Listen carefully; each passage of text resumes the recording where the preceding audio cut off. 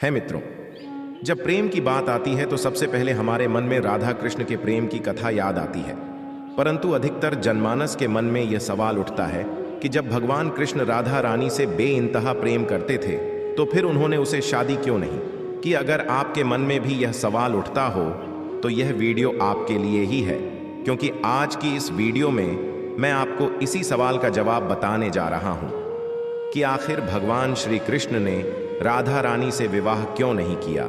तो वीडियो के अंत तक हमारे साथ जरूर बने रहे। उस पर आपका एक बार फिर से स्वागत है कि हिंदू धर्म ग्रंथों में इस प्रसंग से जुड़ी कई कथाएं प्रचलित हैं, जिनमें से सबसे पहली कथा के अनुसार ऐसा माना जाता है कि राधा कोई और नहीं बल्कि श्री कृष्ण का ही एक रूप थे। स्कंद पुराण की माने तो श्री कृष्ण को आत्माराम भी कहा जाता है, अर्थात जो अपनी आत्मा में ही रमण करते हुए आनंदित रहता है और उसे आनंद की अनुभूति के लिए किसी अन्य की आवश्यकता नहीं होती। उनकी आत्मा तौर राधा ही है, अतः राधा और कृष्ण को कभी अलग नहीं किया जा सकता।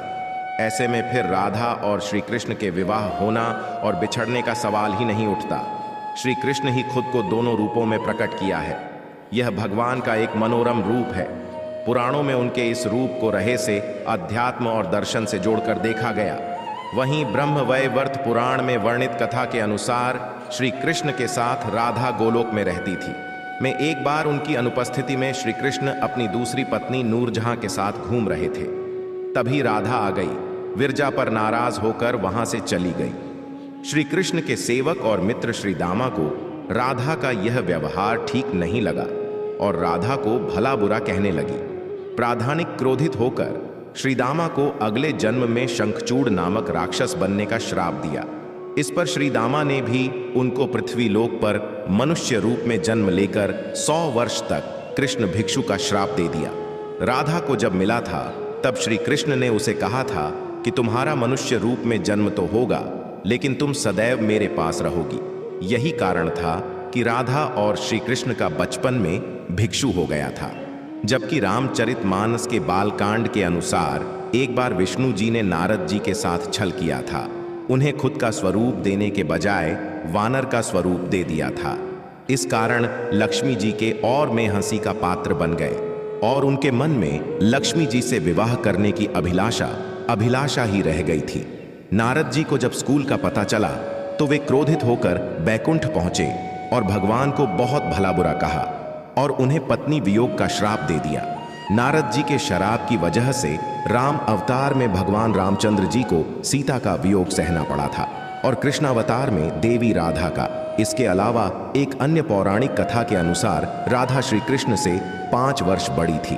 राधा ने कृष्ण को पहली बार जब देखा था जब उनकी माँ यशोदा ने उन्हें उखाड़ से बांध दिया था। कुछ लोग कहते हैं कि वह पहली बार गोकुल अपने पिता वृषभानु जी के साथ आई थी, तब श्री कृष्ण को पहली बार देखा था। जबकि कुछ विद्वानों की माने तो कृष्ण और राधा की पहली मुलाकात संकेतित प्रवीण जो भी हो, लेकिन जब राधा ने कृष्ण को देखा तो वह उनके प्रेम में पागल जैसी हो गई थी और ड्यूने देखकर मोहित हो गए थे और फिर दोनों में प्रेम हो गया था। ऐसा माना जाता है कि तभी से राधा श्री कृष्ण की मुरली सुनकर बावरी होकर नाचने लगती थी और मैं उसे मिलने के लिए बाहर निकल जाती थी। जब गांव में कृष्ण और राधा के प्रेम की चर्चा चल पड़ी तो राधा की समाज के लोगों ने उसका घर से बाहर निकलना बंद करवा दिया।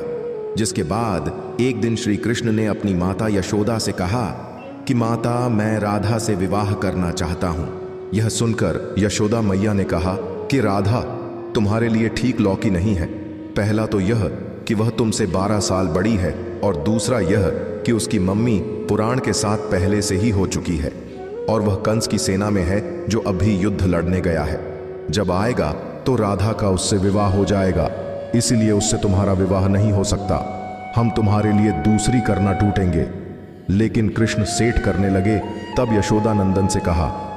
अकृष्ण नंद की भी बात नहीं मानी। तब नंद बाबा कृष्ण को गर्ग आरष्य के पास ले गए। गर्ग आरष्य ने कृष्ण को समझाया कि तुम्हारा जन्म किसी खास लक्ष्य के लिए हुआ है। इसकी भविष्यवाणी हो चुकी है कि तुम तारणहार हो। इस संसार में तुम धर्म की स्थापना करोगे तो मैं इस ग्वालन से विवाह नहीं करना चाहिए। तुम्हारा एक खास लक्ष्य है। तब श्री कृष्ण कहते हैं कि मुझे नहीं बनना तारणहार। मैं तो अपनी गायों को वालों और इन नदियों पहाड़ों के बीच रहकर प्रसन्न और आनंदित हूँ। और यदि मुझे धर्म की स्थापना करनी है तो क्या मैं इस अधर्म के साथ शुरुआत करूं कि जो मुझे चाहती है और जिसे मैं प्रेम करता हूं उसे छोड़ दूं? यह तो न्याय रही है। गर्ग मुनि हर तरह से समझाते हैं लेकिन कृष्ण नहीं समझते हैं। तब गर्ग मुनि वह एकांत में यह ऐसे बता देते हैं कि तुम यशोदा और नंद के पुत्र नहीं, देवकी और वासुदेव के पुत्र हो और तुम्हारे माता पिता को गर्ल्स ने कारागार में डाल रखा है। यह सुनकर श्री कृष्ण कुछ भी कहने की अपने नहीं रहे और फिर उन्होंने कहा, कृपया मेरे बारे में कुछ और बताइए।